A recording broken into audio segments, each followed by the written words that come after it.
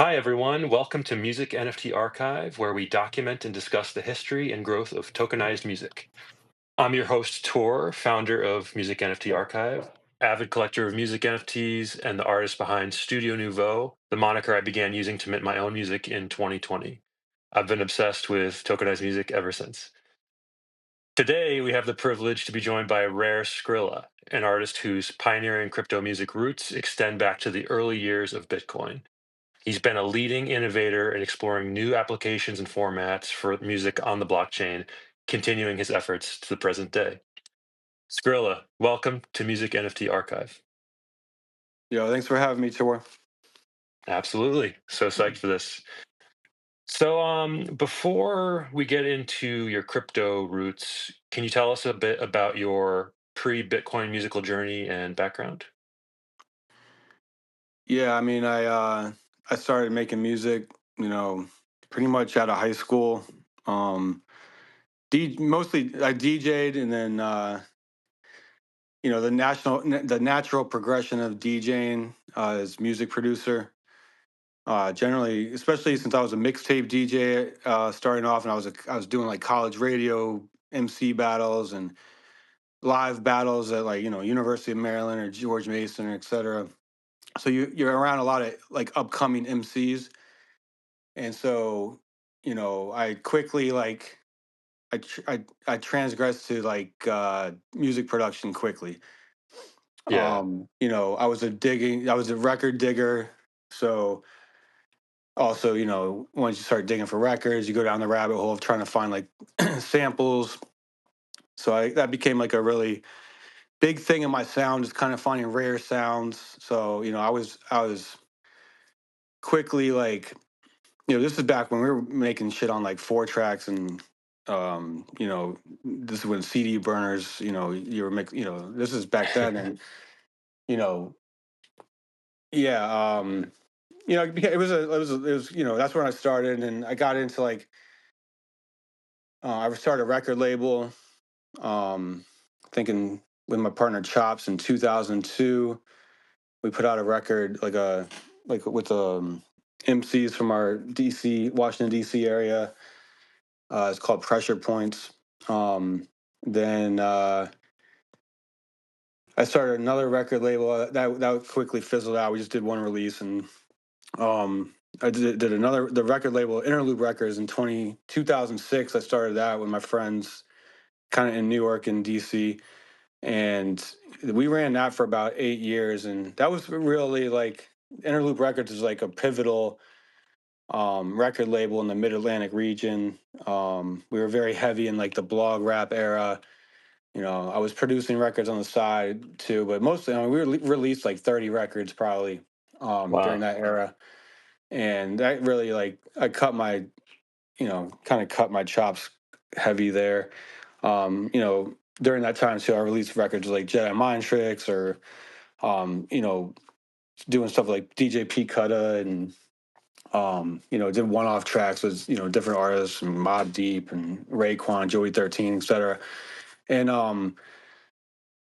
you know, I guess going back a little bit, like getting back to the samples, like I was very like digging in the crates is like my whole philosophy of things. Like I come more from like the school of like an Alchemist and Madlib, where it's like loop digging. Like most of their beats are loops or chopped up loops, and so I was heavily involved in like looking for rare records. Like I was on eBay, and like I didn't have much money back then, mind you. Like I was working as like a studio engineer, doing side hustles, making a little bit of money doing cover art, stuff like that. I was kind of like jack of all trades at that point, and Yeah.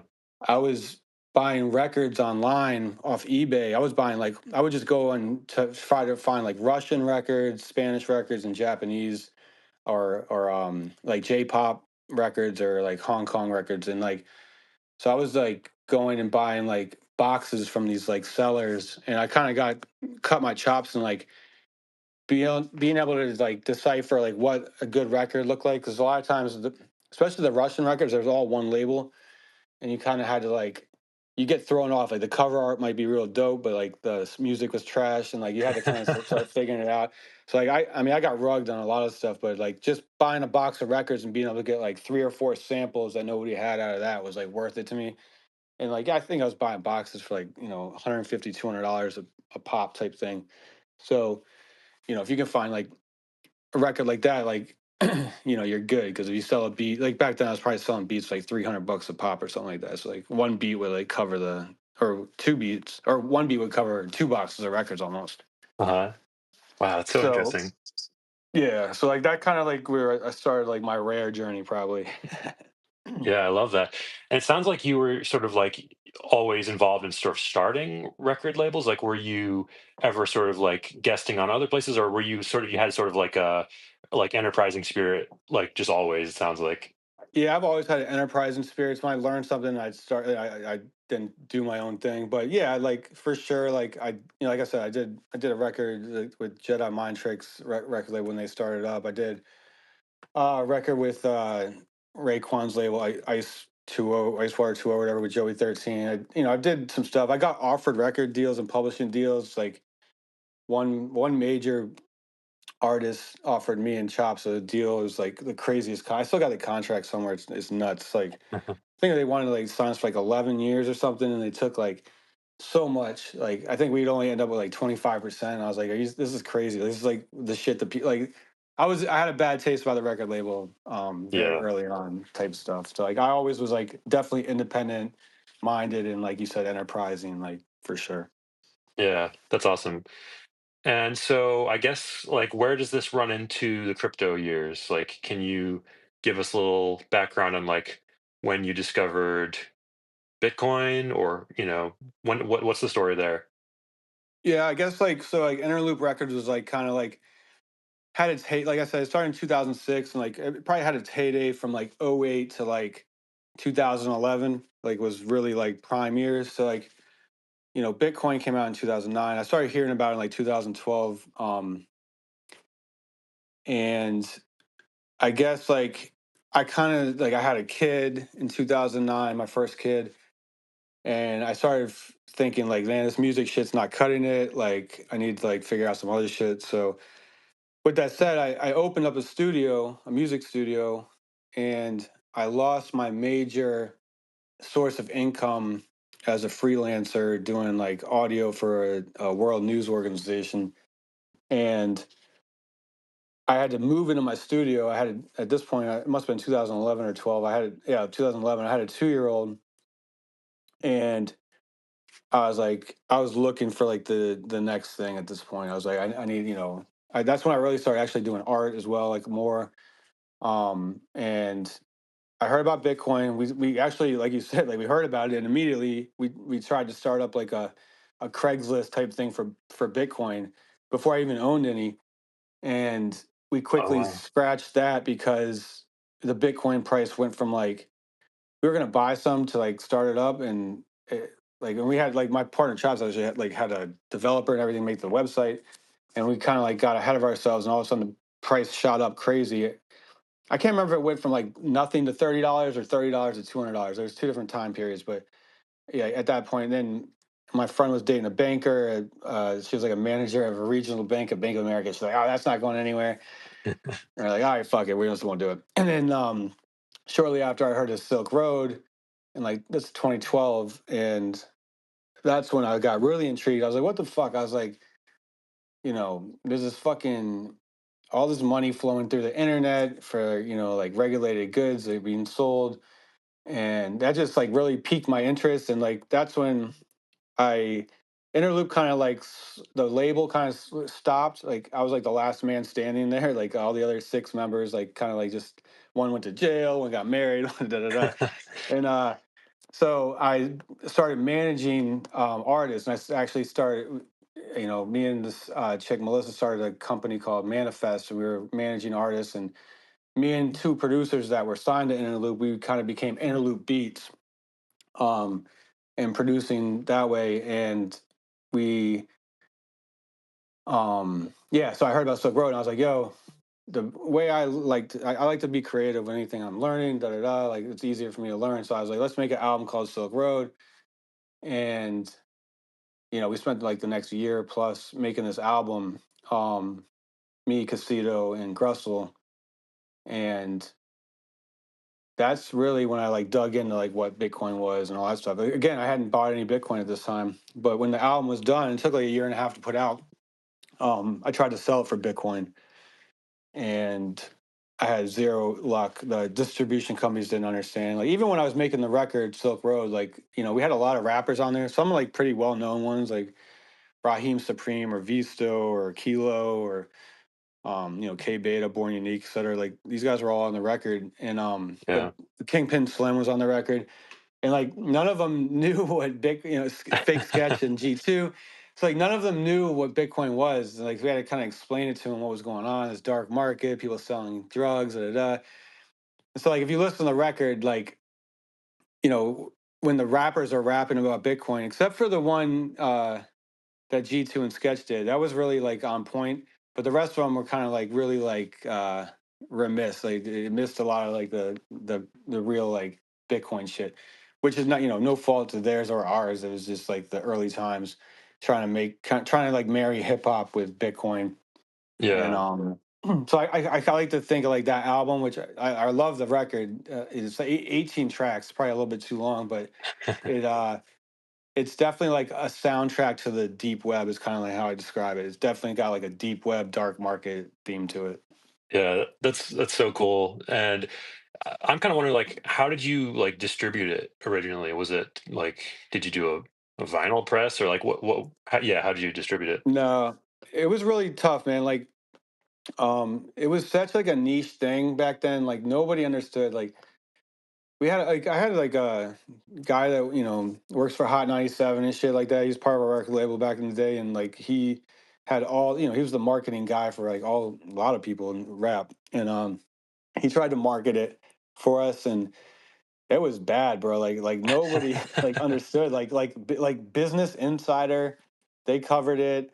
The Washington City paper covered it. And that was mostly because we knew the writer there, Marcus Moore, and um, it got no coverage. But like, yeah, the coverage was bad. I ain't gonna lie. Like, and we did like a lot of marketing for it. We made some videos. We um I made weed grinders, like Silk Road weed grinders. I made Silk Road T-shirts. Like I had all this shit. I like.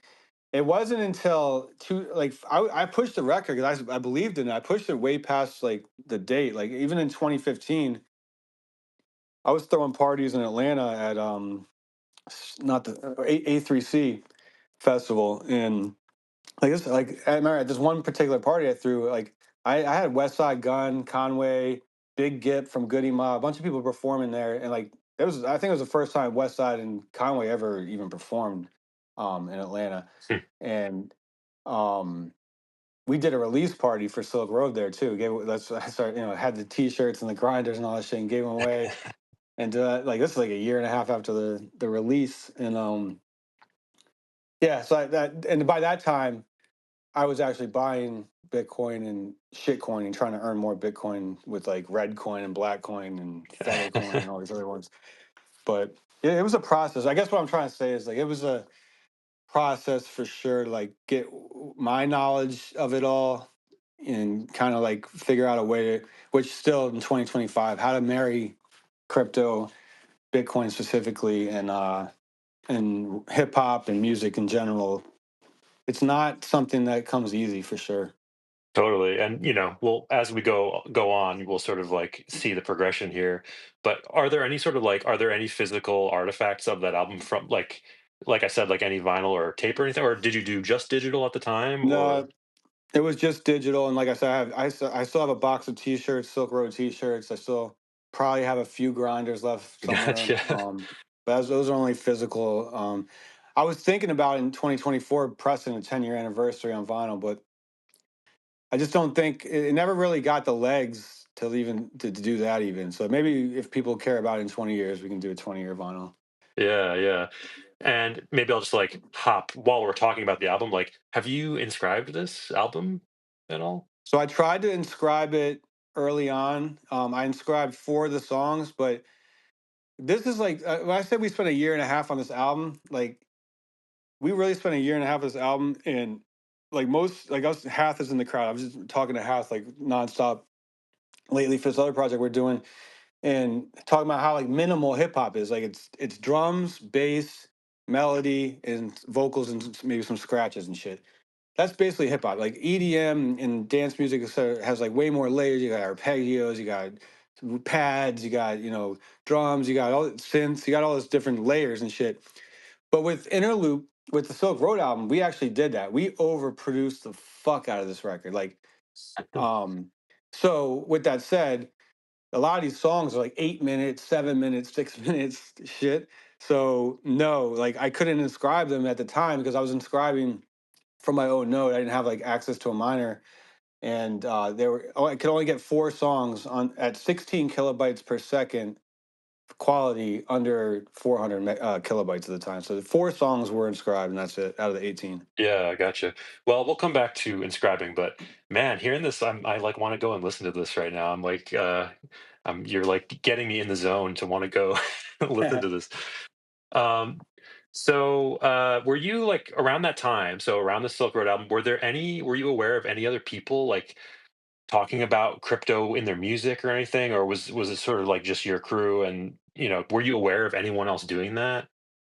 No, when I started, I wasn't aware, but as I like got into it, I saw there was one guy, I can't remember his name right now, but he used to do freestyles, like crypto, like Bitcoin specifically, freestyles over like Drake's beats, over Eminem's beats, etc. I can't remember his name right now, but he was pretty good. He's from New York, I think. Yeah, But he disappeared. Like funny enough, like I think the last time I saw him put anything out was like 2014 or 15. Um, I wish I could remember his name right now, but I can't. But yeah, him. And then when I was trying to distribute the album, I was looking for like Bitcoin music sites. So I was Googling and stuff like that. I had no connections to the Bitcoin world. Like any people, I didn't know anybody with Bitcoin. I didn't know any industry people. I didn't know Twitter. I knew Twitter, but I didn't know Bitcoin Twitter. And yeah, so I would Google and I found like a libertarian like site that was selling a CD of like some song, something like that, and then like very like GeoCities style sites. And so no, I didn't, except for those. I heard of Tatiana towards it. Um, I think probably by like 2014 or 15, I knew about Tatiana Morose. Shout out to her. She was doing like kind of like country style or guitar style Bitcoin songs. yeah. Yeah, no, that's interesting. And so, what year? So, what year was Silk Road released? Was that It was released in 2014. okay? And so, I guess like the next place I want to go is Counterparty, which that launched in 2014, if I'm correct, right? Yeah. Can you sort of tell? Can you give us a little background on Counterparty, quick? Yes, I mean I didn't know anything about it in 2014, but yeah, Counterparty is kind of like, you know, I think Mastercoin was first, and then Counterparty came out on Bitcoin, where it's basically like it's not layer 2, it's like layer 1.5 because you're actually writing into Bitcoin. Every Counterparty transaction is a Bitcoin transaction. You write into the UTXO space, like the whatever 80 kilobytes or whatever you can hold, and so I like I said in 2015 earlier, I started like buying Bitcoin, very little bit. I mean, Bitcoin was only like 200 when I first started buying. It was like $220. I think was my first Bitcoin. I couldn't even afford a whole Bitcoin. Like in my mind, I was like, I'm not going to spend 220 on this. I'm just going to buy half a Bitcoin, and it's like $110. And then I would take that, and then I would try to trade it for like other coins, and then try to make more Bitcoin. And I got super fucking wrecked. Like the first few months I was doing it, I just did not know what the fuck I was doing, and just got wrecked. Like you hear anybody comes in here and tries to do that usually gets wrecked if they don't Right. have any like inside knowledge or anything. And then so then in yeah, XCP, I heard about it in these chat rooms. Um, I heard about Ethereum.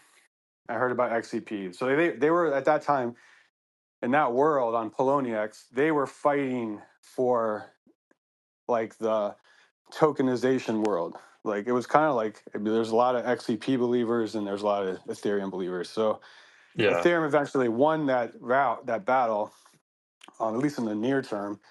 And um, but XCP was being used. Like Spells of Genesis was tokenizing things.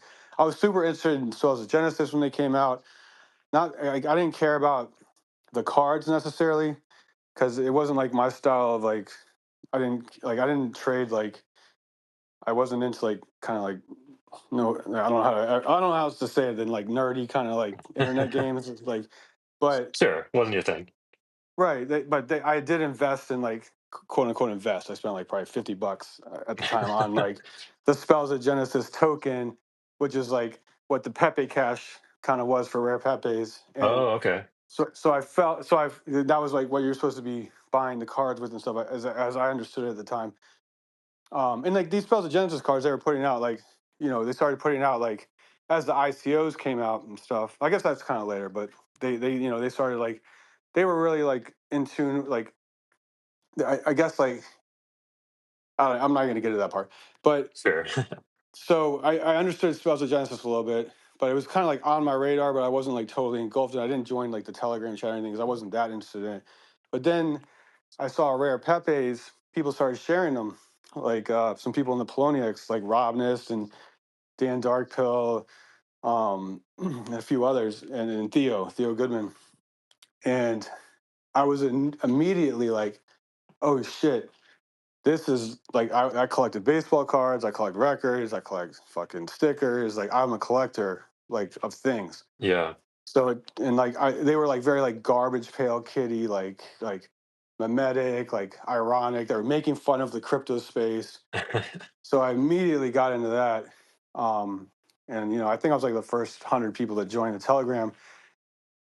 And yeah, I put in, I started submitting cards right away. Like it took a while to like figure out, but as soon as like that all sparked like then like tokenizing like music because we were doing like art at the time, and then I was like we should do music, and then kind of came up with that.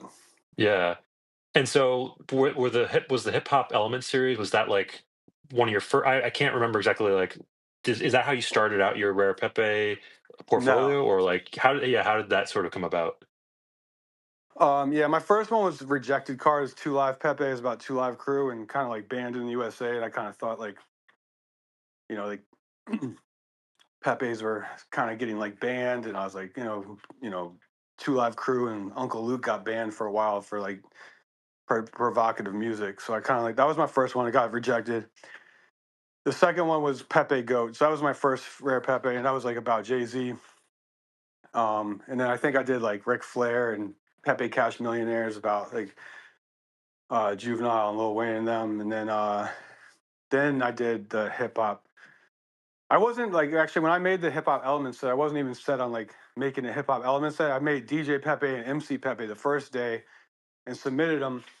And I was like, oh shit, I should just round out the elements and do a graffiti one and a breakdancing one. And then Oh, I did okay. that next. So then it just became, I guess I must have submitted them all at the same time. I guess I made those two first and the next day I made the other two. Kind of like a light went off basically. Like I should just do that. Yeah. And so the way this worked is you had the music in the bonus features section of the Rare Pepe wallet, right? Yeah, no, so yes, exactly. So like on the cool thing about the Rare Pepe cards, and you can still do it today on Rare Pepe Wallet. Like so I think it's the Yeah. only cards things that I know about in the blockchain to do this, but you could flip them over and there's a back to every card. So on the Oh. back of the card, Huh. you could have bonus content. And like that was all brand new at the time.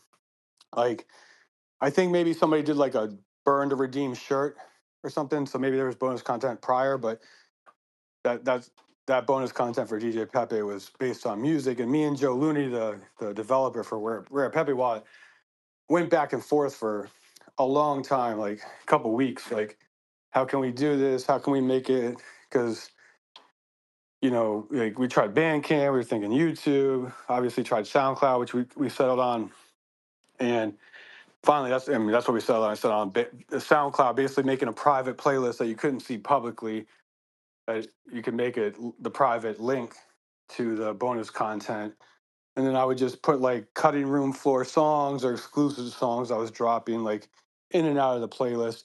And it kind of like at the time, Kanye had his album out, and there was a song called Wolves that he talked about that he always wanted to keep refinishing and redoing. And that's kind of like how I kind of like was thinking about with the DJ Pepe is like I could put a song in there, and if I wanted to redo it and remake it better, I could upload it and it'd be better, and it would just be like this evolving thing. Oh yeah, that's interesting. Hmm. Um, and so you mentioned the ones that got like rejected. Did you say that those had music too, or was No, they were all just kind of based on music though. gotcha, gotcha. And you basically you inspired other people to start using putting music in their the bonus content, right? Yeah, yeah. There's probably like another like 5 or 6 people that started doing it, and then I did it. You could retroactively do these things. Like we all like went back to our older cards or new, even newer cards, and started adding bonus content. Like I think the Pepe Tang Clan one, I added like a instrumental song that I did for Raekwon and Joey um, on there. And I know Yeah. Theo went back and did it to one of his cards, and I think every actually, yeah, I gave somebody else. I think Everyday Earth made a card with bonus content. And I gave him music to put on there. So shit like that. Yeah, gotcha. And so, like, what is the current state of all those cards with the bonus content? Like, do you still have playlist stuff for like all of them or some of them or No, the only one I kept up with was DJ Pepe, but I think I gotta check. Like Joe just redid the whole wallet, so I'm not sure if he has bonus content on the new wallet or you still have to use the old wallet. yeah, yeah. But kind of like it's funny. Like back then we were trying to figure out like this is a kind of like a different mindset back then, but like, or I guess the mindset kind of like evolves and comes and goes throughout this scene now. But back then it was like, what can we do to make these things valuable?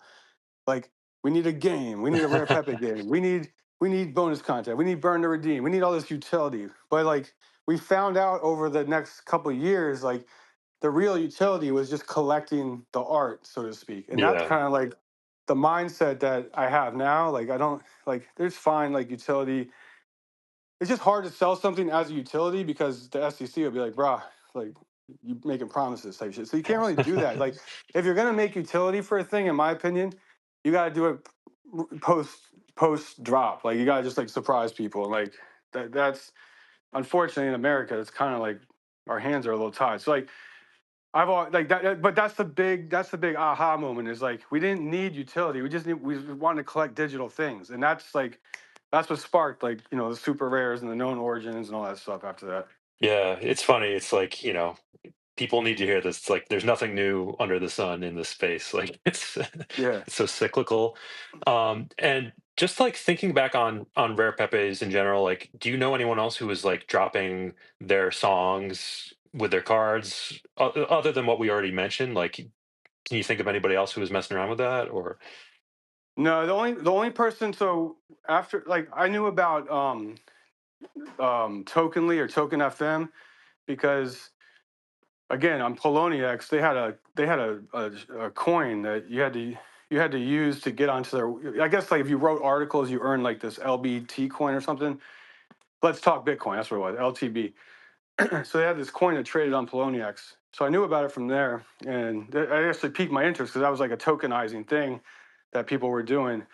Um, and so when I made DJ Pepe, I actually had a chat with Adam. I think it was like probably like mid to late December 2016. I was explaining to him how I did it, and he was just like, "Oh wow, you use SoundCloud? That's crazy." Because he was kind of trying to like have his thing. But retroactively, like his thing, MTM Music kind of came out. And they put a picture to it in like 2021 or 2022, and it became something. But at the time, we didn't. Yeah, it wasn't really a thing. I kind of like was explaining to Adam what we were doing because he was doing Token FM, and I was into Token FM. I had Gorilla Glue on Token FM, I had some, I was working with him on Token FM, but they never could like, they never like really released it to the public because it was always kind of like this beta testing field. Okay, So we yeah. were kind of like explaining, kind of like bouncing ideas back and forth, and that's how I got him on my podcast. I did the first Let's Art and Blockchain podcast, is just bouncing those ideas back and forth with him. Yeah, yeah. No, that's interesting. So why don't we can we jump ahead to Gorilla Glue because it was pretty like close in time. I mean, because DJ Pepe was sort of like fall 2016, and it's. I mean, I think you minted the Gorilla Glue Gorilla token. Glue was before DJ Pepe, Oh, okay, um, gotcha. but Gorilla Glue didn't have bonus content on it until a fake Rare wallet, like Right. years later. Yeah. So that was like, I'm into Gorilla Glue because I'd done Gorilla Glue in 2015, the first 30 minutes, and the second 30 minutes I did in 2016. Right as I finished that up, like the whole like Rare Pepe thing happened, and so I was like, yeah, like I said, like from the jump, I was interested in like music and not just art. So I minted that token, and I put it on Bandcamp. That if you bought the cassette tape, because I had cassette tapes and I had 50 skateboards I made and some other stuff. If you bought the Because if you bought the Bandcamp, no, if you what was it? If you bought, yeah, I think if you bought the cassette tape off Bandcamp, then you would get the token. I think that's how I did it. I can't remember exactly, but Uh-huh. yeah. So it was kind of like giving the tokens away, like as like a proof of like purchase type thing. Yeah.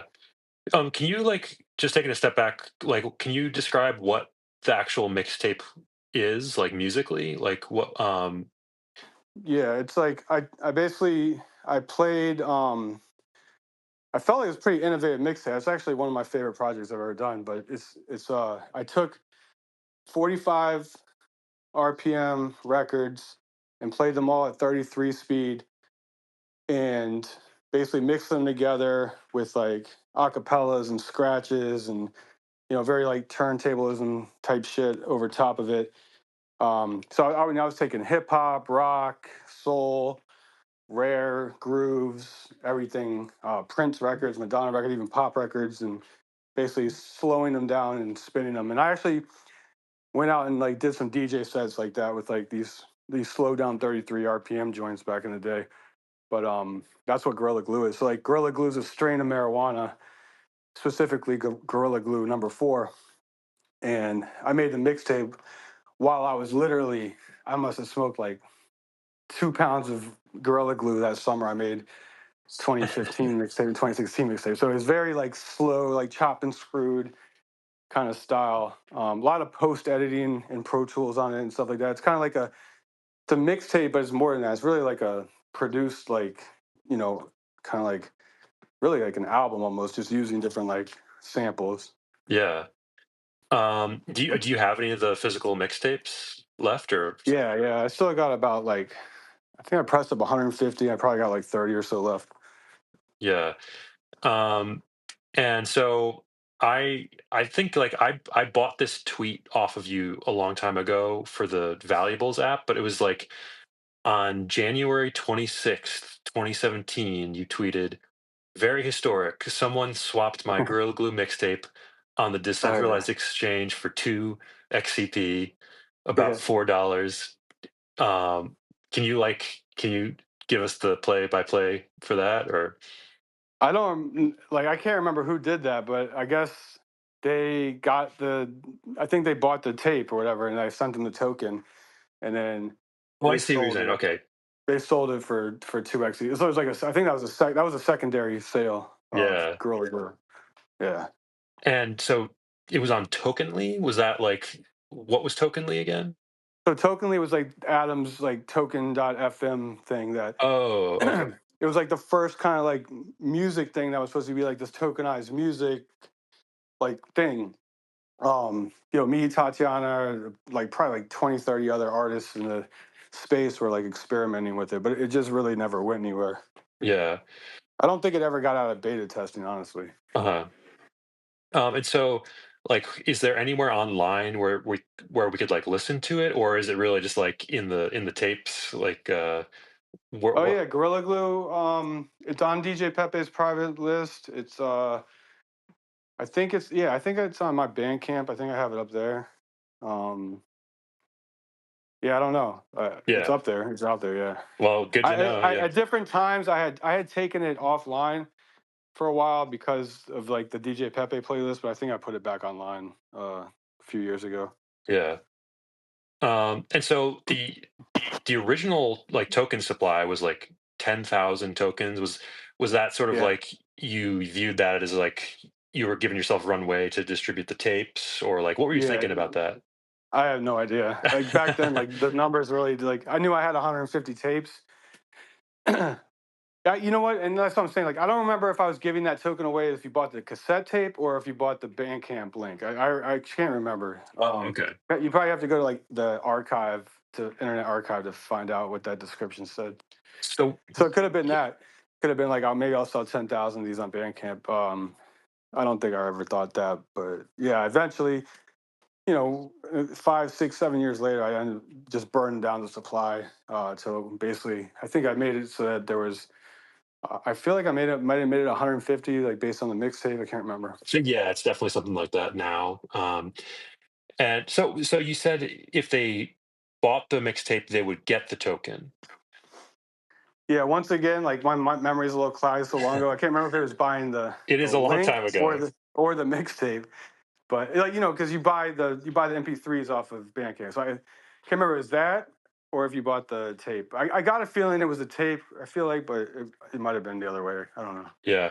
Well, I have to say, like, to me, and I have a Gorilla Glue token, and I'm really fascinated by Gorilla Glue. I think that it's probably the earliest example of like a token that is associated with like a specific like album. You know what I mean? Like Hmm. the Gorilla Glue mixtape. And so I think it's sort of like maybe it's not underappreciated, but as far as I can tell, I mean, I would say it's underrated. Like I think it's so interesting that you did that at that point. So Yeah, I mean, and that at the time too. Funny enough, it had an image associated with it too. Like it had the way you had to do it, unless you were in like the Rare Pepe directory, which had different access points. Like to get an image on Counterparty was, you had to. I don't think you could even do it unless you did the 48 by 48 PNG, which you did through CoinDaddy, and that's what I did. So like it actually had a 48 by 48 small ass pixelized that is embedded, in Bitcoin. Um, that was I did do an image back then with it. yeah, But yeah. yeah. Mhm. Well, cool. So, just taking like sort of a sidestep here. So, like in mid to late 2017, there was some sort of music experiments going on Ethereum with like Ujo music and stuff. Um, to what degree? I mean, I know it was on your radar, but like, what was on your radar in that sense at that time? So everything was on my radar because literally the podcast I was doing from 2017 to 2019, like that shit ate up so much of my time because it took me like Gotcha. 40 hours to make these podcasts. Like the amount of like meticulous like because I did so much music production in it. It took forever. We did a lot of like cuts and stuff like that. So I did all the post production on those podcasts. Anyway, what I'm trying to say is like me and Cynthia, we grinded out like on the news. Like I had a Telegram chat with like people like submitting like news and information and stuff. Like I still have the Telegram chat. Somehow I feel like the Telegram chat is probably worth like billions of dollars because like it has like everything. Like when the Ether Rocks came out and anything came out, like we'd be like, fucking, this is fucking money grab. This fucking sucks. Or da da da. And so yeah, Ujo of course was on my radar. And at the time when Ujo came out, I didn't like Ethereum very much. So when it first came out, I kind of like sidestepped it. But then when I dropped Can't Smoke a Bitcoin on Super Rare, I made it a point to put that Can't Smoke a Bitcoin like some kind of like derivative or like uh, affiliation with the music video on everything I could. So on Ujo, I uploaded Can't Smoke a Bitcoin to it. Yeah, yeah. And yeah, I was gonna note that. What, what, when did you start the podcast? You said 2017, but In like, March 2017. okay, that's awesome. Yeah, I missed that detail. So, that's where I was. And to be funny enough, that podcast came because in January 2017, at a blockchain meetup in Arlington, Virginia, I got asked to present about rare pepes there. So I did like a fucking 30-minute or hour-long presentation on what rare pepes were because in October or November, it must have been November of 2016, I was there and the DAO had just crashed Ethereum, this DAO token. Uh-huh. Like that's what split Ethereum into Ethereum Classic. Right. And this guy was like talking about how great Ethereum was, da da da. And me and this Bitcoin maxi person were there and we were like trolling the fuck out of him. And like this fucking Ethereum's trash, da da da. And they're like, well, what are you doing? And I was like, I broke out my fucking mobile phone, 2016, November, and showed them my fucking Rare Pepe wallet, um, and showed them all the like what we were doing, and they were just like blown away. They're like, "Yo, this is crazy!" In fact, the guy that wrote Bitcoin, I can't remember if he uses books anymore. It's Bitcoin Billions or something like that. Back he published it in 2017, but he interviewed me. He said I was the first person he'd ever met that was using the blockchain for something other than speculation. Like we were putting art and shit on it. You're talking about Ben Mesrick by chance? Or, I can't remember I don't think that was his name. It okay, feels like it's kind of like a German or Danish type name, because like he wrote a book called Heidenberg. Bitcoin Billionaires, but I'm not sure. No, no, it was called like Billions, something Bitcoin Okay, Billions or something. gotcha. So I think like we're kind of around like the peak of the bull market in like just end of 2017. So is that around when that happened, or When what? when the conference you were at and stuff is, or No, this was 2016. 2016? Okay. Yeah, so it wasn't a conference. Like there's a monthly Bitcoin meetup called the Government Blockchain or something like that. And basically people just go there and like it's like boomers basically like we're gonna get so rich like and talking about like different shit happening. It wasn't even really Bitcoin. It was like crypto and like like, there's probably like 40 to 100 people there at any given day. Like it was at a bar in Arlington. Yeah, gotcha. So, like, do you remember what was going on with you, like, around the peak of the bull market of that market, like, end of 2017, early 2018? It looks like the next, like, token you minted was Corntang Clan. The Quarantine Clan was well on XCP, but I so in 2017, that like the end of 2017, early 2018, that's when I quit my all my extracurricular job activities and I focused straight on crypto art. Yeah, A Yeah, so January 13th, 2018 was the Rare as Fuck festival in New York, and yeah, after that it was just kind of crazy. So like there's yeah, I minted. I did some of the Rare Art Labs. That kind of disappeared. I did some ERC 888 stuff, which I can't even explain that what that is, but it was kind of like this like Inception kind of like protocol. huh. Um, I did I did the super rare stuff in April 2018, and then the Can't Smoke a Bitcoin one on XCP. Again, the Can't Smoke Bitcoin was a derivative of Can't Smoke a Bitcoin from the music video stuff. Gotcha. Well, why don't we dig into that? Let's talk about Can't Smoke a Bitcoin, because it was, looking at the original tweet that you made from it.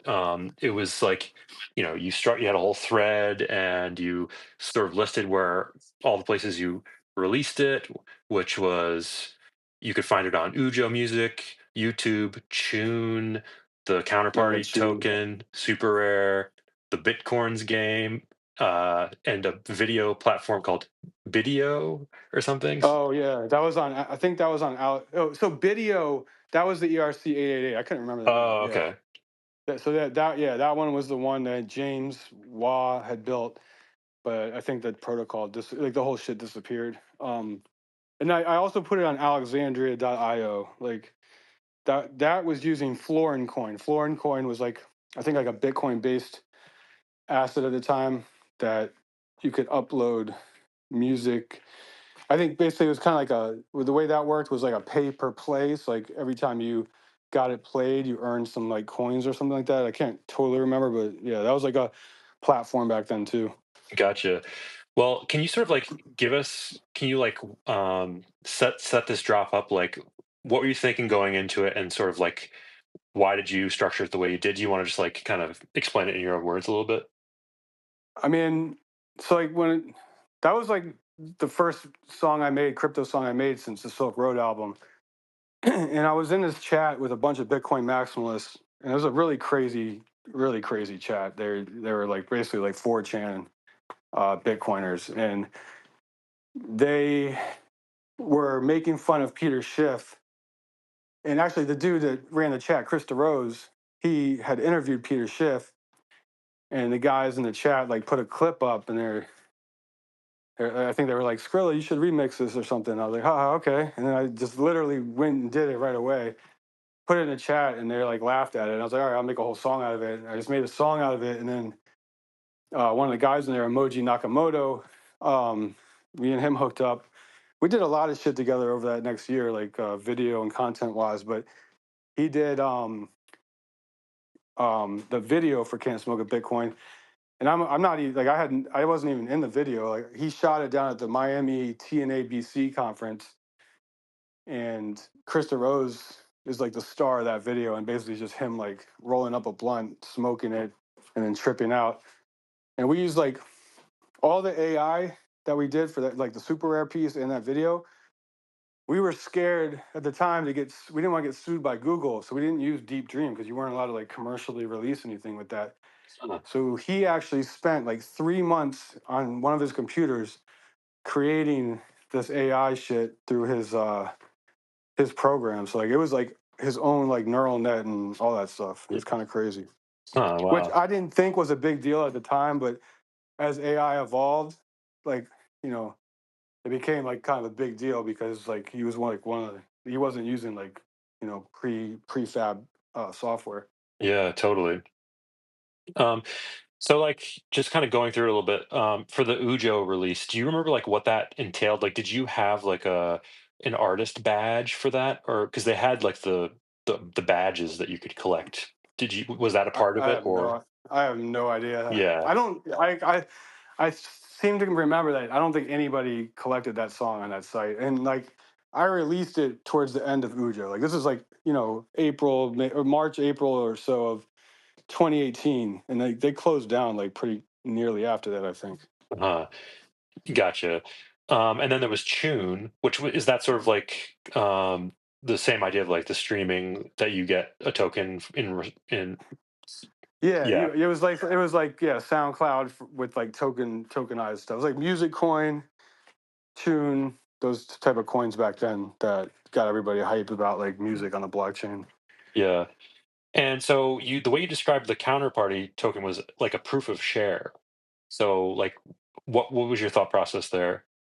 So I made that was what it was, a proof of share token. So I made one called Can't Smoke Bitcoin, and or Can't Smoke BTC is the name of the token. And it was basically I did a test. I put it on Twitter back then, and I forget exactly what it was, but the basic details were I bought a Twitter ad for like $50 to promote Can't Smoke a Bitcoin, the music video, and then I um, offered people this token, Can't Smoke a Bitcoin, and if they shared the video on Instagram or Twitter, then they would receive, proof of share. Then they would receive a token for that. So there was like 80 or 90 people that participated, but I think only like 50 or 60 people type thing claimed the token. And I did the math afterward, and the amount of views I got, and at the time, it cost me like to make and distribute that Can't Smoke a Bitcoin token was like $5 total. It was $50 for a Twitter ad, which got like 20x times less like views. Like Uh-huh. what I was trying to show is like people will, for a token, for a proof of share token, like that people can like say that they were helping me at the beginning of this like start of my video career, the career, like not career, but like of this moment, sharing this song, like they were like the beginning of that moment. So like that was kind of like the idea is like to show that you were like right there when I released the song and helped promote it. And yeah, it got like way more views and likes, distributed that way. So it's Yeah. kind of like a test. Yeah. Do you have any of the coins yourself still, the counterparty tokens, or I might have one. I distributed all of them. I think I kept one for myself yeah. because No, I shared it myself. right, right. For the super rare release, I think not everyone. There might be some people who don't realize that, like in the early days of super rare, it wasn't like people minted certain pieces like multiple times. Like it was before they Yeah. sort of had the one of one rule, right? Yeah, it was like they were like the platform at that time was for like low editions and one of ones. And so, how many editions were there? Like five, if I recall, of Five, Can't Smoke a yes. Bitcoin. Hmm. Yeah. Yeah, I Um, think there's probably only like a dozen editions on that site, and that's one of them. Yeah. Well, this release is really interesting to me. It's a really interesting case study because it's really like one of the first sort of comprehensive track releases like this, where you're sort of just like trying out different use cases, and so I just wanted to highlight it. Um, Thanks. and so it's like you can listen to it on YouTube still, right? Um, Yeah, it's on YouTube. It's on SoundCloud. It's on shit. I don't know if there's anywhere else. So back then you couldn't put music on the. You couldn't upload like I don't even think they were using IPFS. Maybe they were using IPFS at the beginning, but like you could, there was like a file limit size you could do. So you couldn't. That's why music. There's no music on Super Rare until early 2020 because they expanded the megabytes you could upload. But before that, there was like a limit, a size limit. And same thing with the Rare Pepe. Is like I think the size limit was like 1 to 3 megabytes at the most that you could do. So that's why there was a lot of size restrictions in this early blockchain stuff. yeah. No, I definitely recall that even myself. Um, so moving ahead a little bit, can you tell us about the I Wear Gucci song or the token? It's like a Craig Wright thing, if I can get Yeah, the vibe. I was like kind of trolling Craig Ray at the time. Like he was like claiming he was Satoshi, and yeah, I mean, I wear Gucci is basically like this like kind of like somebody had shared a link of him saying something like, "I don't wear this. I only wear Gucci," da, da, da, and talking about how like fancy he was and shit. And so I thought that was like just real pompous and like not very Satoshi like. And so I just took that sample and was like, "I wear Gucci. I wear Gucci," and then I made a song. It's actually like it's funny because I wasn't really making a lot of music when I made that song. I think I had gone like on like that. That's a funny thing. Like that time period, I wasn't making a lot of music. Period. Even like in 2017, 18, 19, like I was focused heavy on the blockchain. I grew a fucking my hair grows straight up. Like I'm not, it's kind of like a what you call a Jufro or something. Grows straight up. My beard went straight down. I grew like I look like a madman. Like I just spent all that time like researching and doing crypto shit. Art And gnome style. yeah, Yeah. exactly. And like um so like I wasn't making a lot of music. So what I was trying to say is like I made that Can't Smoke a Bitcoin song and this I Wear Gucci song during that time. And they're not like I think Can't Smoke a Bitcoin's got it's a decent track. But I Wear Gucci, like the beat behind I Wear Gucci, like is probably like my least satisfying beat that I've ever put out, to be honest with you. But yeah, so we made the song and we shot a video for it again. Emoji Nakamoto shot that video for me, and yeah, we put it. Same thing. Super rare. I put out like a cartoon I did. Um, we did. I did 2019. The Rarest Fuck Festival Part Two was happening, and I auctioned off. I made a Craig Wright mask, like a life size real mask. I paid like $200 or $300 to get it made, but it was basically like his like when you wore the mask, you're supposed to look like Craig Wright. I have some pictures somewhere, Uh-huh. and like in the video actually, I'm wearing the mask in the video, and we auctioned that off at the spot, and that was a this is like so funny that auction actually came yeah there was so it was a gold chain, like a fake gold chain with an open dime, And on the open dime, I made a token of the mask. So it was like a tokenized asset of the mask. Huh. And I sold the mask and the open dime. Um, and it sold for less than I paid to get it created. I think it auctioned off for like 150 or $200. And I was like, damn, that was like my first L. I was like, holy shit. And yeah, so like that's kind of, I can't remember even who won that shit or anything. But yeah, Yeah. that was like the next like music thing I did. That's so funny. Well, I guess what I'm kind of like wondering is, it seems like the I Wear Gucci release was sort of like a similar approach to Can't Smoke a Bitcoin. So, like, did you did you just kind of go into it with a similar approach, or was there anything you're like, all right, I'm going to do this differently this time based on what I learned from the last time, or is it sort of fuzzy? Yeah, it's a little fuzzy on that release. I Yeah, know I did the super rare token with it. I did the open dime auction token with it. I can't remember if I did anything else with that or not.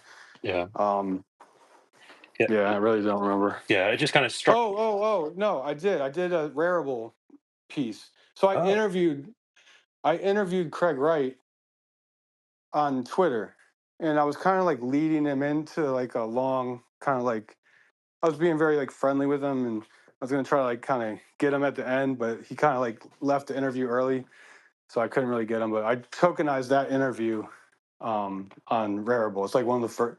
It's like one of the first like 2,000 tokens that was minted on Rarible. oh, wow! I never knew that. That's really interesting. Um, And something I wanted to draw attention to as well is, in early 2019, you wrote a Medium article called "My 2018 Crypto Art Music Recap," Uh huh. and you were basically like talking about how serious you were about the space and dedicating your full attention to it. So, I might maybe I'll put that link in the description or something for people to check out. But do you remember that? Yeah. Yeah. Yep. Yeah. I mean, was that the one where I like talk? I basically like recapped my whole like crypto art and crypto music thing because I wrote one about music and one about like crypto art. I think. Yeah, Um. I think you cover both in this because it's like crypto art Okay. slash music recap. Okay. But I thought it was really cool. Yeah. It's funny, back in like 2018 and 19, I was writing like a lot of articles. I did some shit with Hacker Noon, a bunch of stuff. Um, I was just writing articles and like trying to get them out there. Um, I was doing the podcast thing. I was doing like this kind of like pseudo media thing, kind of just trying to like get myself more intertwined in like everything, I guess. And Yeah. Um, yeah, so I wrote that article. I wrote a bunch of art. Yeah, I probably wrote like my first article I ever wrote is up there somewhere. I remember somebody pointed to me on Reddit like a year or two ago, and it's like the worst article ever. I got so fucked. Like I was talking, like it was like when I was like first started trading. I was like, "This is how you make money on Bitcoin. Like you trade shitcoins." Da, da, da, da. And like all these Bitcoin people were like, "Bruh, get rid of this guy." Da, da, da. I actually wrote an article too. I took it down, but it was basically about how digging in the crates, how we were talking earlier, like look when you find records and you see like who the studio musicians are, and you follow those studio musicians on other records, you can kind of find like dope samples and dope songs.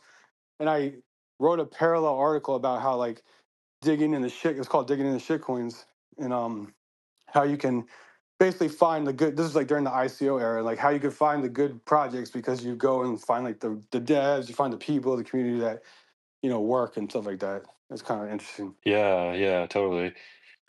So I just want to note that we're like past the hour mark. I still have quite a bit of stuff that I was hoping to talk about. Like, are you cool to keep going, or let me know? Yeah, we're good. Yeah, cool, cool. So, I guess going from there, the next thing I noticed was that in like February 2019, you minted some album art for a track called "Sacrifice," and there was like it was on Super Rare, Mhm. and there was a link for a tune upload in the description. Do you remember that one? Um, Yeah, yeah. That was a piece I drew, um, and yeah, we just minted it to kind of like Hey Beta. mint the cover art with K Beta. K Beta is a guy I've worked with, one of my best friends. We've done a lot of music together. We put out an album called Bad Rap, which later on in Super Rare, I minted like that album cover, like an animated album cover of that as well. But that was like the first release we did before we even like we got that one got put out through a record label called Man Bites Dog Records. But before we even got like that deal, we put out this Sacrifice song to kind of like get some ears like Me and K Beta have been working on this album off and on for years. He kind of was in and out of prison, so like it took a long time, and Hmm. that's when we put that uh, album art out. So were you like thinking about this in a particular way at that time, like as a, you know, a blockchain music release, or was it just sort of like, yeah, we're going to tokenize the art of for the song and then include the tune link? You know, was it as Yeah, simple as that that? was the way. That was the way to tokenize music at that time. Like, I Yeah, mean, you couldn't put the music together with the art because it was megabyte restraints. yeah, totally. Yeah, no, it's really interesting. I kind of wonder to what degree people know about these sort of like older pieces like this. Um, and so so at that point, like early 2019 even, like do you remember anyone else like doing music stuff in the space at that point? Or, it was kind of a Uh, vacuum, a bit of a vacuum at that time, but little bit, but like for instance, I saw like you had Ujo and RAC on last week, and I remember like, it just sparked my mind. Like I remember like I didn't know who RAC was. I didn't listen to house music, but we put out on our on our art on the blockchain podcast. We always put music on there, and we started or ended it with like a new track that was like blockchain related. And we put Ethereum by RAC on it, and like that was like 2017 or 8. It was probably 2018. uh-huh. So I mean, there was always like people like experimenting, like not always, but there was a few people always experimenting. Like I remember RAC being one of those guys. Tatiana. At this time, like Tatiana did it like she kind of like I don't think she tokenized anything really past that one in 2014 or 15. But I guess there's people in the blockchain music. There's like that. There was like a chick rapper that was doing stuff like she rapped at like the Doge conference in Vancouver. Like there was a couple like even on Super Rare, like Connie Digital and John John Black, I think. I can't remember. There's a few people that you can find on Super Rare in like John Block. 2019, 20. Yeah, John Block. Yep. Like we were at like we I performed in like 2019. I DJ'd anyway. And like John Block performed too. And that chick I just mentioned, she performed, and a couple of people performed at that festival. I forget what it was, but like there was people doing it, but Yeah. there wasn't really a lot of people with skin in the game and the music game really doing it. It was kind of more, it felt like more like hobbyist type stuff, except for like kind of like, I guess, like me and RAC to a degree. And like then Blau came in. Blau came in like 2018 with his like music conference thing, or, like his music festival, tokenization stuff, and then royalties. So, I mean, he was doing, I think that was 2018, right? Or no, that was, He was doing I think it was. it Yeah. was, and I think he was doing a ticketing, tokenized Yeah. ticketing or something. I'd have to double check that, but yeah, I recall that too. Um, but it's Yeah, there was way more like I always kind of like look at it, like Ethereum is like electronic dance music and Bitcoin is hip hop. Like okay. it just felt like that's how it's always been. Like it's like Ethereum like supported more like the dance music and Bitcoin was more like heavy metal and hip hop. Okay. Or Huh. Well, so it seems like for 2019, then you were still pretty like heads down with the podcast. Then, otherwise, no, we stopped. I stopped. That last one I did was with Nanu Burks in late 2019 or late January 2019. gotcha. So 2019 is a funny year because 2019 I got like I felt burnt out. Like that podcast burnt me the fuck out. I'm not gonna lie. I worked so hard on it, and like it just didn't go.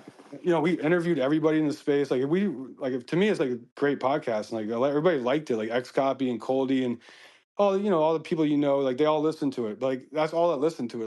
Like the small amount of people that were in the space. Uh It huh. never like branched out. So like I got burnt out. Me and Cynthia like we're like let's end this shit. And then I got called into like I said, I hadn't done music much those 3 years. So I actually got heavy back into the music. And I did the Benny the Butcher album in 2019. That April, like we started recording that. Then I did the Uncle John and Rome Streets record. Then I did the Rick Hyde record. Like these are all like in that 2019, 2021 space. So, like I got super heavy back into beat making in 2019 and kind of like Yeah. head down there. So I don't have like I have a few releases on Super Rare maybe a couple releases on XCP that year, but very like it definitely slowed down in 2019. And then I think like then COVID happened and I moved. And I remember when I did the Sound Money album in 20. That's when I got put my head back down into like Bitcoin. The end of 2019, I started doing the Sound Money record, and I released it in April 2020, and that's when I kind of like put it all back out and kind of like change course back into like the blockchain stuff. And that's when Super Rare started doing like mints with like music and stuff in like February or April that year, and so that's when kind of like I was like, oh shit, we can kind of do this again. Yeah, totally. And before we get into Sound Money, I did find a XCP token dark market for with Uncle John. He had Yeah, there was like a track release for Dark Market. Do you remember that? yeah. So that was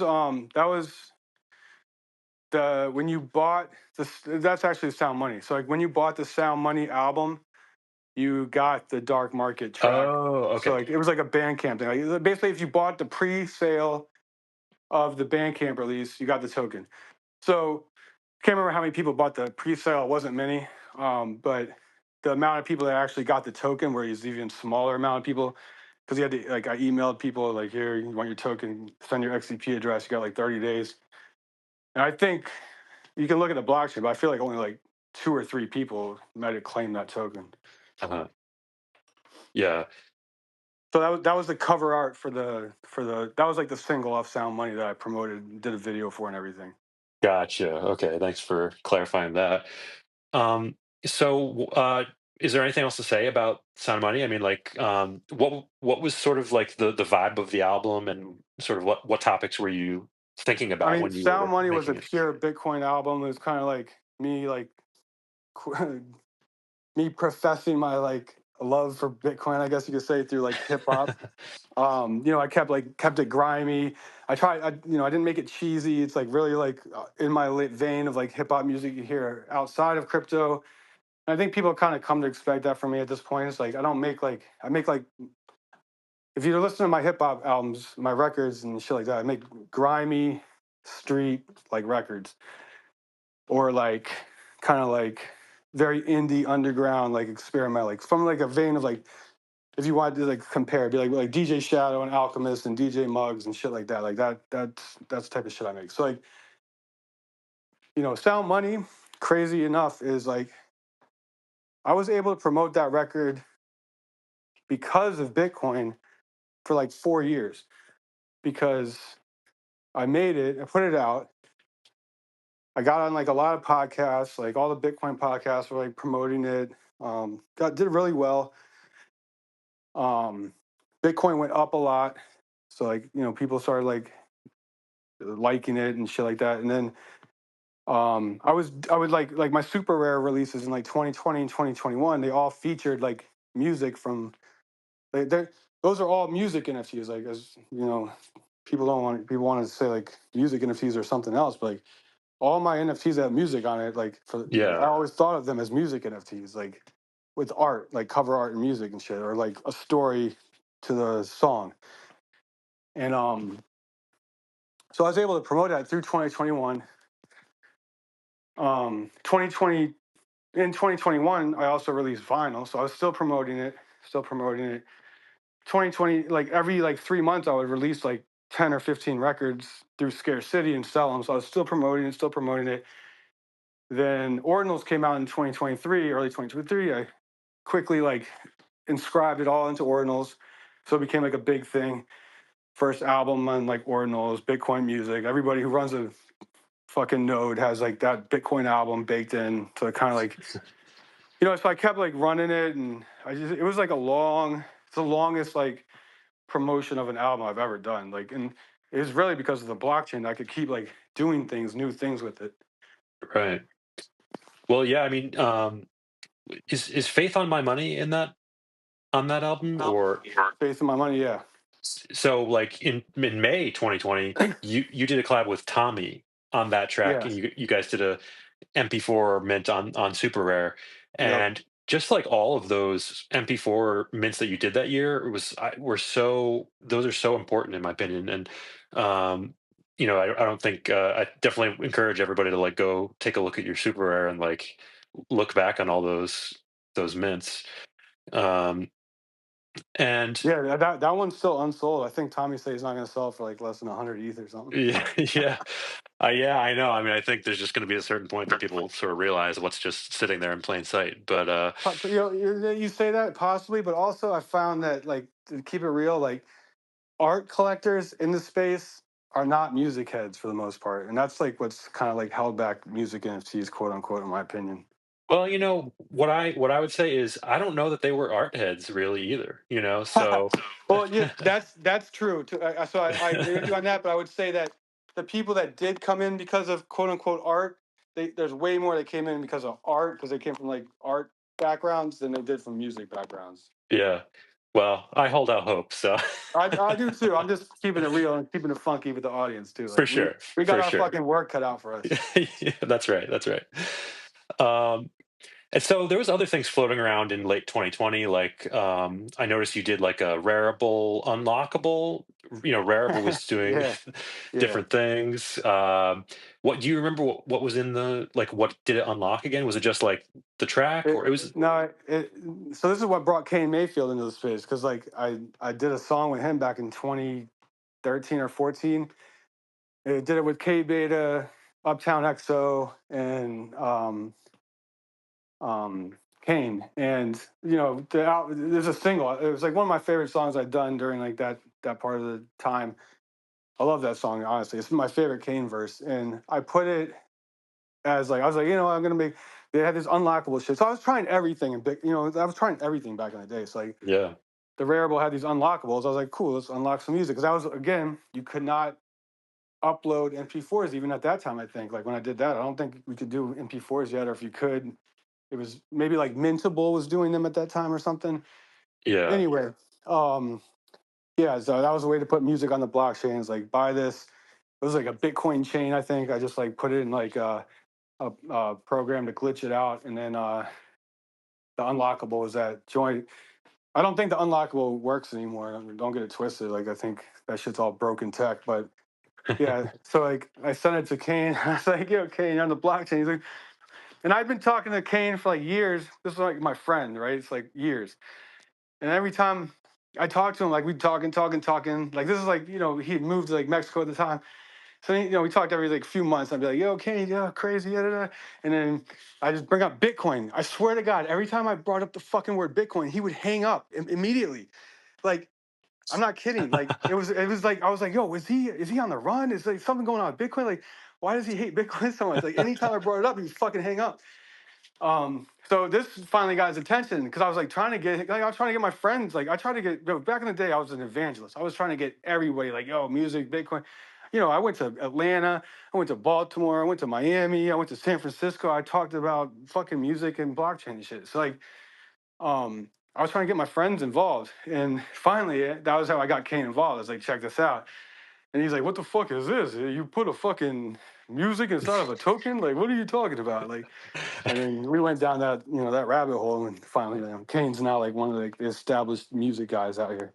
yeah, totally. It's such a good story because I don't think people realize how much like most people were totally skeptical of NFTs. Period. Even just art stuff. It was Yeah, 2020. It was very late on that like everyone sort of just glommed on really quick. Um, yeah. After the Beeple sale, it was like people right. got like, oh shit, we can really make some money over here. And And then it that's kind of yeah. became more about the money than like the tech at that point. And that's why, I always you really believe that it really could play out exactly the same way for music, in my opinion. It's sort of just the sort of the way it plays out, and it didn't have to play out that way for art either, and it just did. Um, Well, I will say, like, if we get closer to the end of this conversation, I can drop a exclusive why that might be something we really got going here. I believe it. Um, is it cool if we cover some more ground, or do you? Yeah, yeah, yeah. Go ahead. Cool, cool, cool. So yeah, like still November 2020, that was when Rarible started actually, you could actually mint audio. They started featuring that at that point, and I think you did a Mhm. track High.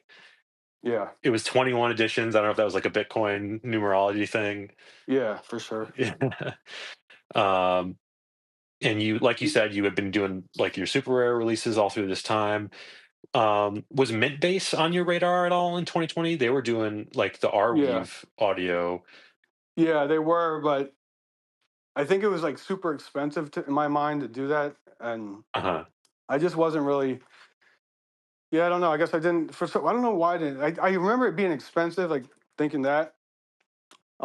And again, it's before like things were selling for a lot of money, so you didn't really like think like you'd have to like DJ Lethal and those guys like have to ask them um, more on that stuff. But I feel like it was costly to mint back then.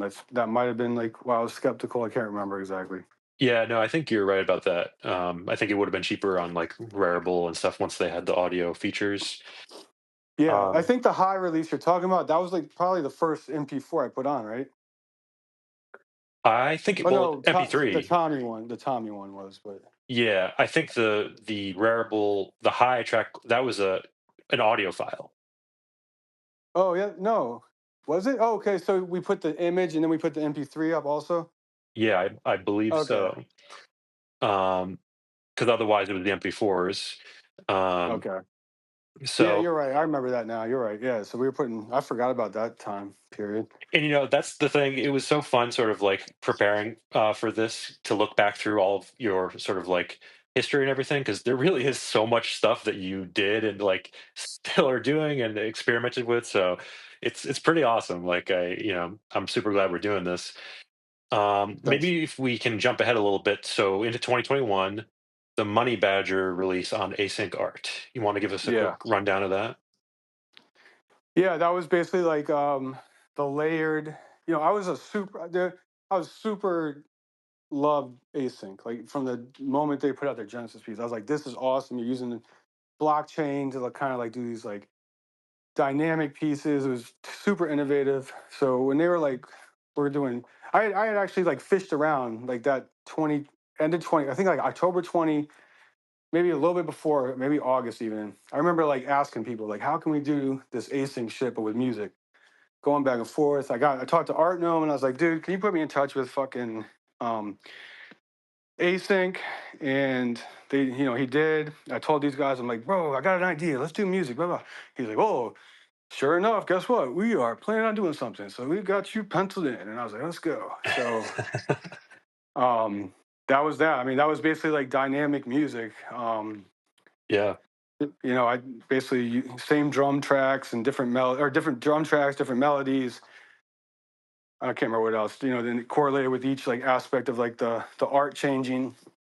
Um, Async is kind of is done now, so I do wonder what's going to happen to those pieces. They got to be pinned to IPFS. Um, yeah, so that's a little bit like interesting. But yeah, you sold like gold records, silver records, or platinum records. Like that's how you sold the pieces, and then you could buy the stems.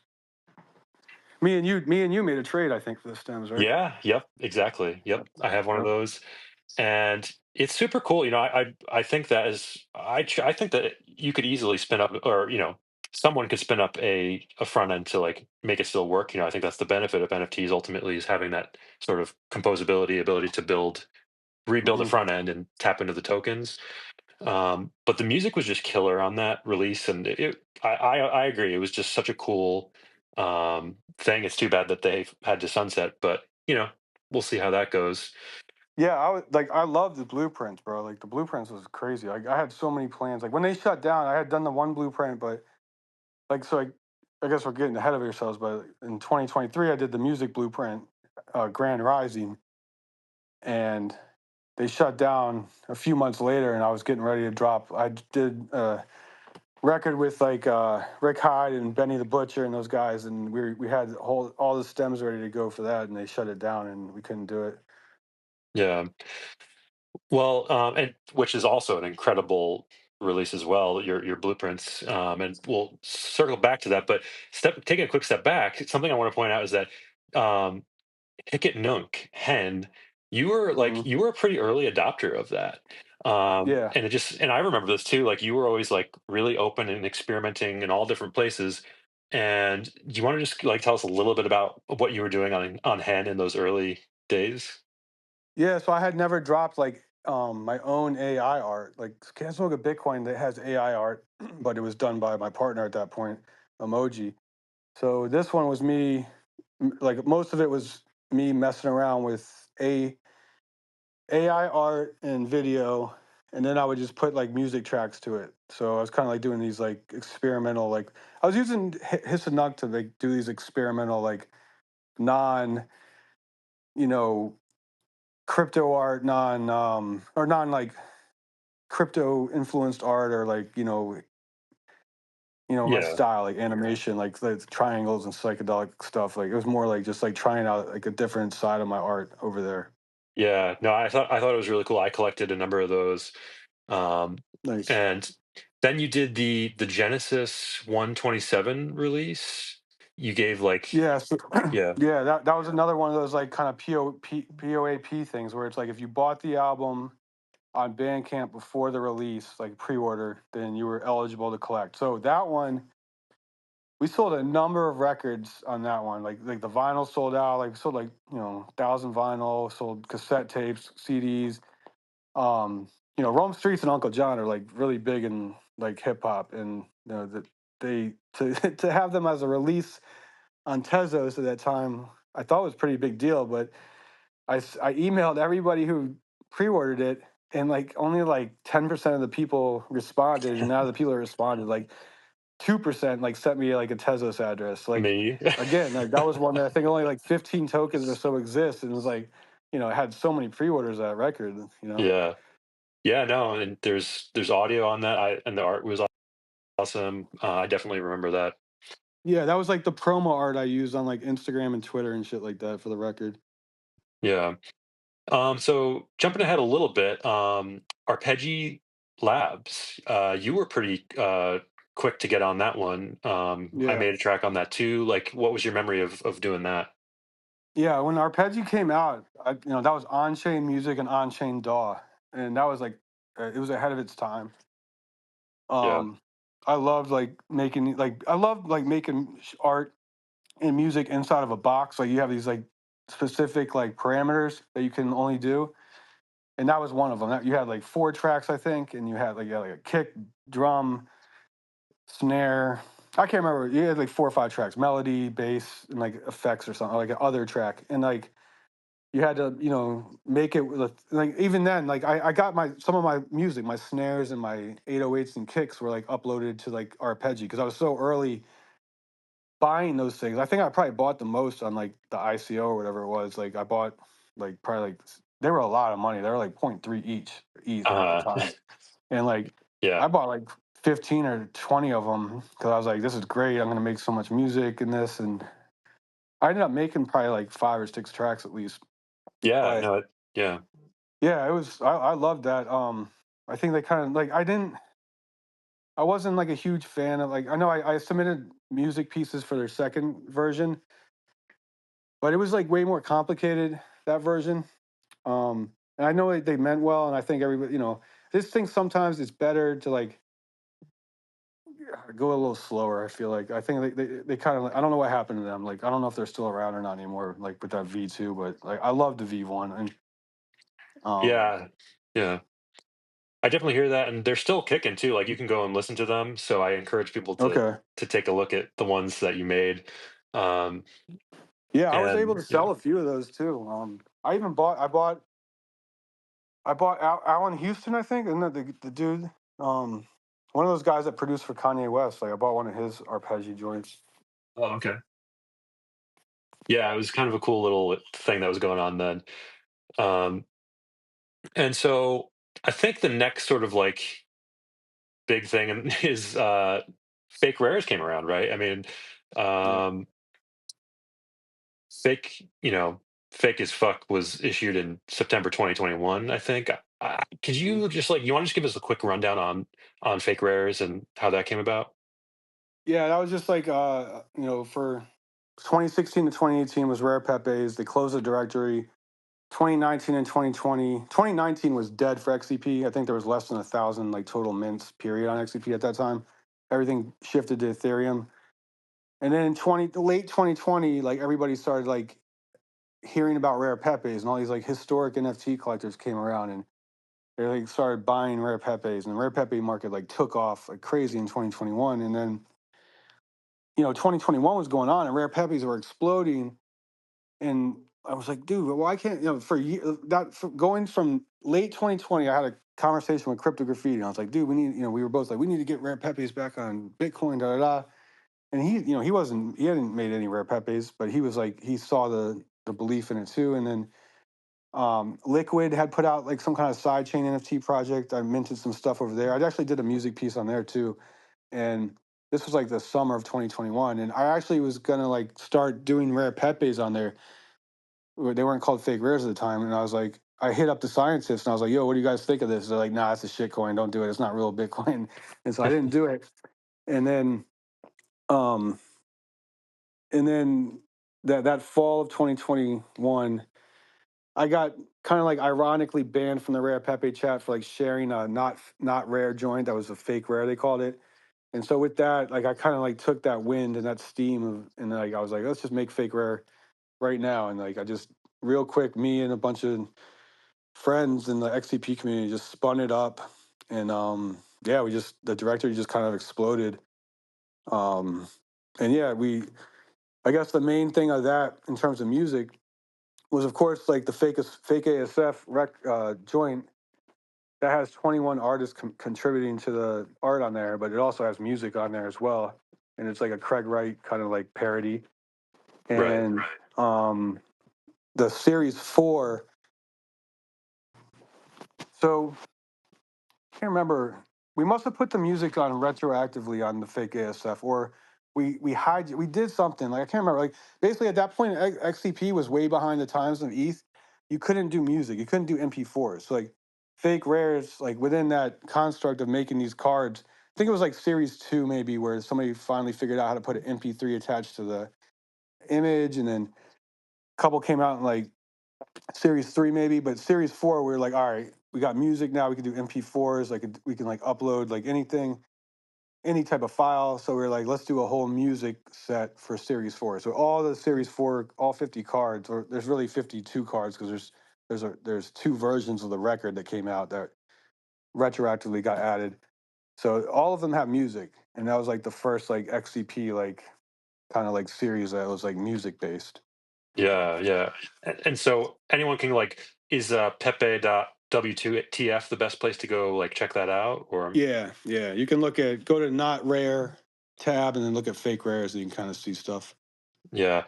No, it's so cool. One thing I was kind of wondering is like the first series cards, like Freedom Keck and stuff, they had like it says they were issued like pretty long, like a really long time ago. So, Yeah. So so just to series clarify, zero. yeah, Yeah, so like the set starts in series one, but series zero is an ongoing set.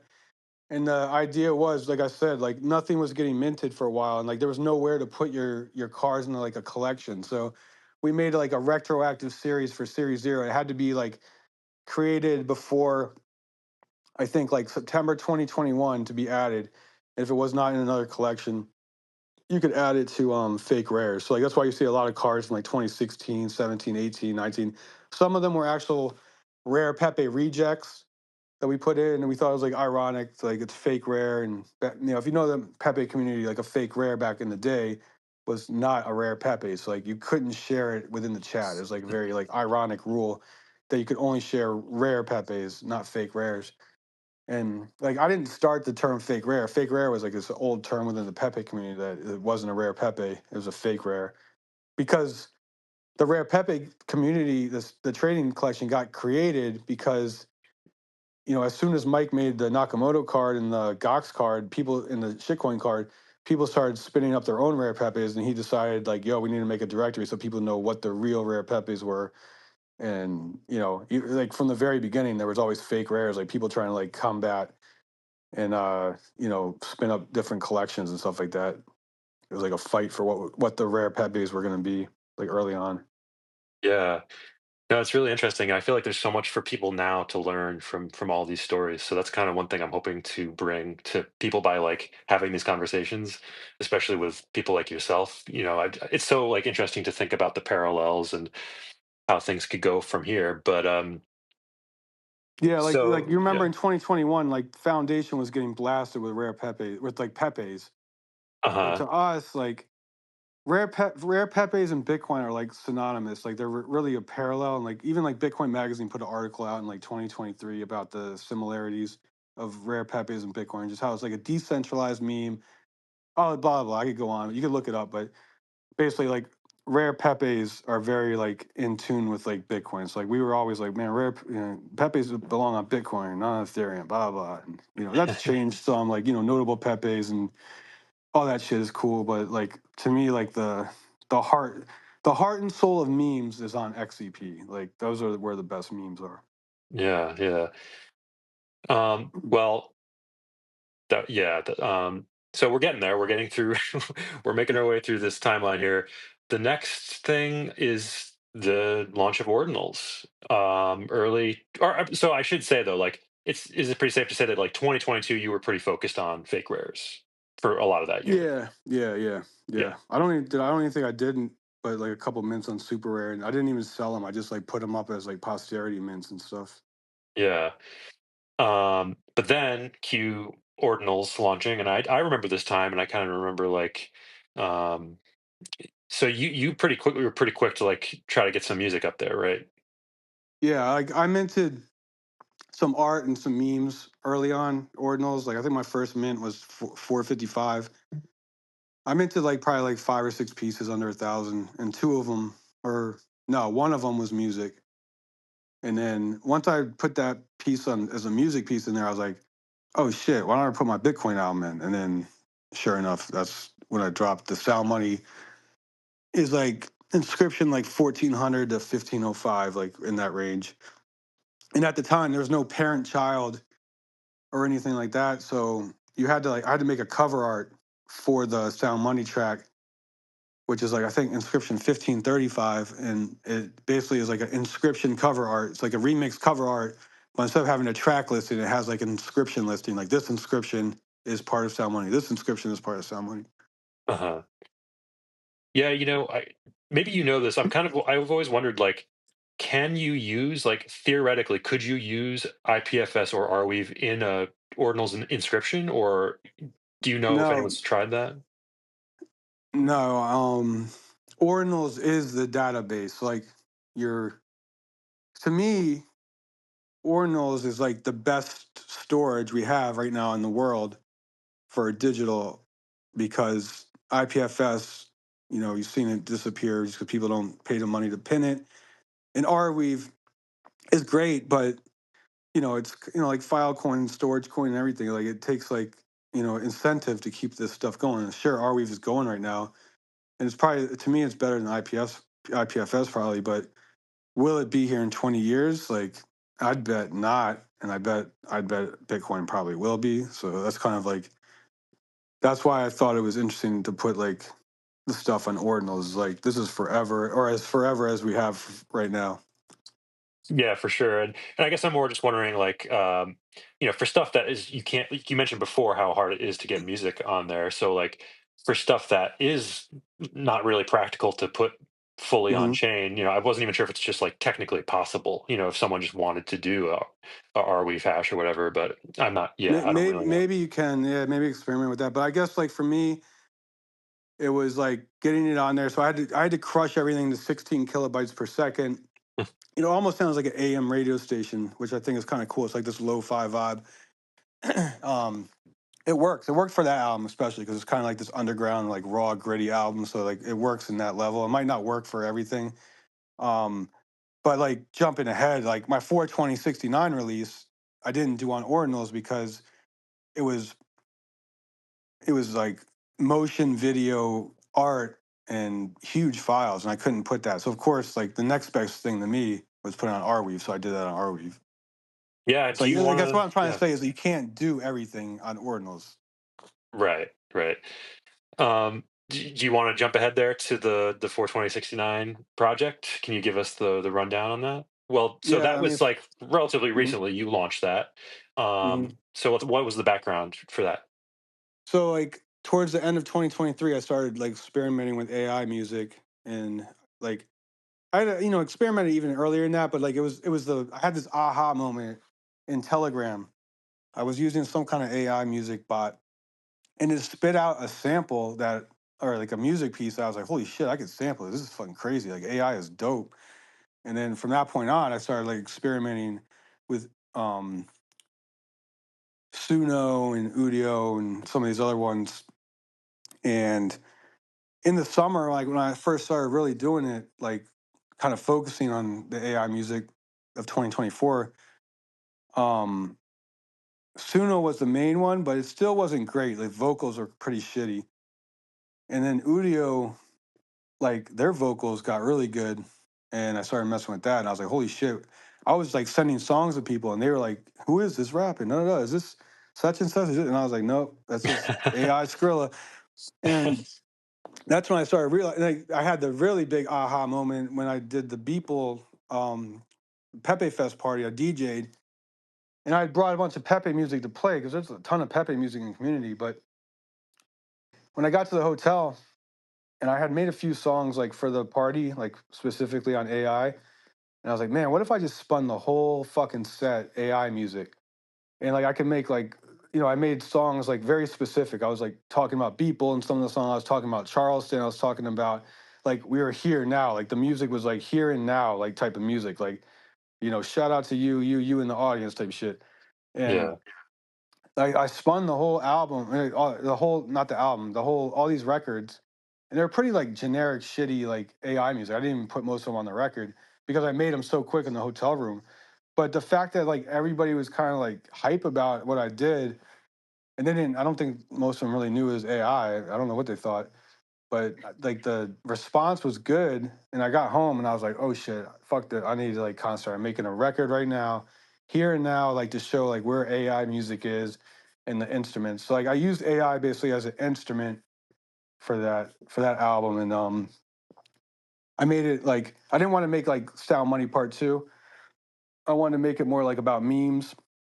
Bitcoin, of course, is included. Like there's it's very like Bitcoin. Like talk about Bitcoin in almost every song, probably at some level. Like whether it's just like you got some Bitcoin on you type shit.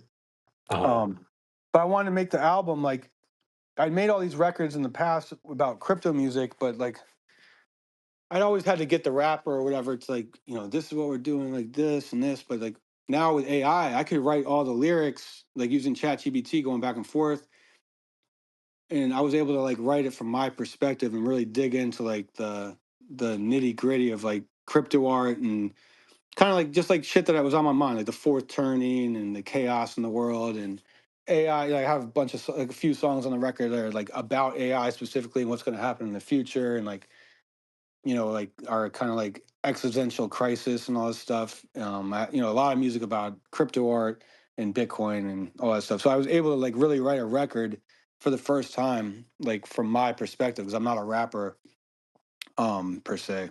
Uh-huh. Yeah, so we put that out, and I did that like, and I got like 25 crypto artists, and we made cover art, and we released that through AOTM's website. I mean, that was like that burnt me out really too because I did like auctions for like 9 straight weeks. Right. Bro, like don't. I promise anybody in the crowd, do not ever do that to yourself. It's like the most like anxiety. My resting heart rate like went up like 20 beats that fucking 2 months, like because just the anxiety of always having to release these records and like, oh, is somebody gonna bid on it? Oh, what are we gonna, and like I had so many people involved, artists stuff. I wanted them to make money too, and like it was a lot. And we released it on streaming sites on Bandcamp.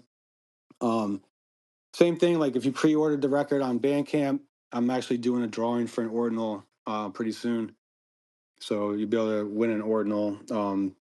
It's kind of like a draw. Not everybody's gonna get something with this one. It's basically like a drawing I'm gonna do.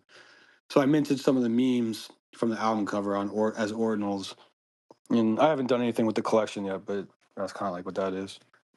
Yeah, well, the work, I mean, everything about it is so interesting. I highly recommend people go check it out for 2069 album and, all the collaborations. Yeah, it was a really awesome thing you did. Um, one thing I wanted to really quickly ask about the crypto music telegram, kind of going way back. When did Mhm. that come around? I meant to ask you about that, but Um, I have to look, but I think I started that in late 2017, early 2018. And yeah, so like I would just pile people in. I was into music and crypto, kind of like through the different podcasts, through Tune Music, through I was heavy into Tune Music for a second. Like I thought that was pretty cool. uh, But like yeah, just anybody that's doing music and crypto or interested, like just pile in into that Telegram, and it kind of died out like a couple years ago. Maybe a year and a half, 2 years ago. I don't think I've even like said much in there in the past 2 years. Every once in a while, somebody will say something, but it's pretty dead now. it's still kicking though, right? Yeah, it's still up. I mean, I think Kane Mayfield and somebody else just commented in there recently. I always forget about it until somebody like kind of comments on it now. Yeah. Well, I just figured I would ask about that. Before we get to your announcement, was there anything else that we haven't covered, or is that pretty much it? Yeah, it sounds pretty good. We covered a lot of ground, so Yeah, yeah. I guess like the next step. So I got so the next step is Kane Mayfield's record. He did this album on ordinals. He used like um he got like Razkaz and Homeboy Sandman and a bunch of people, DJ Booman, Bitcoin Audio's in the crowd. Kind of we all collab to make music, and like basically it's like this like kind of like choose your own rapper, choose your own beat kind of music piece, and you can actually hook your MIDI player, like beat machine or whatever, up to the website, and you can like live remix songs, and it's a whole thing. You've got metaverse stuff involved in it.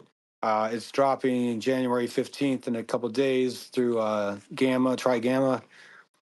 I definitely, if you're interested in ordinals or music or any of that stuff, crypto art, like definitely check it out. If you can afford to grab one, grab one. Um, but yeah, it's a real, I think, cutting edge project he did. I did a couple beats on there and definitely helping Kane promote that.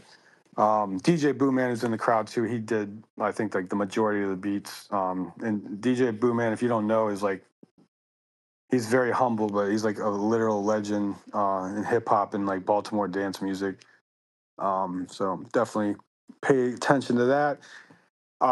And then on top of it, like my guess, my big exclusive announcement is that we have a so with async music, and we talked about a lot, and how the music kind of like if you don't pin it, it kind of disappears. And we've kind of like, when you go into Async's website, you could like get the stems and everything from the songs.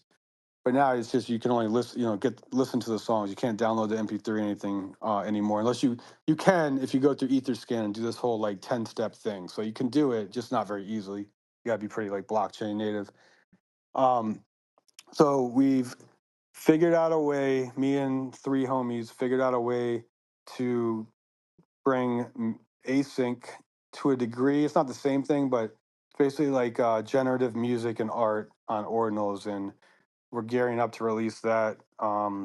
Probably we're shooting for the end of the month, but it could be like even later. It could be like early February. But yeah, it's all on ordinals, everything on chain, and kind of like your mints will be like different variations of songs, different bass lines, different melodies. The artwork is a really cool artwork that's like generative as well. That kind of like has like this music theme to it. wow, that is so awesome. That's really cool to hear. Is like following you on Twitter probably the best place to Yeah, keep tabs on that? yeah. We just started a Twitter, but we haven't even. I don't think we've made a tweet yet. So just follow me on Twitter, and we'll keep up to date on all that stuff. Awesome. That's awesome news. Anything else you want to share with us coming up, or is No, I that? think we pretty much exhausted Yeah. time here, bro. I appreciate it.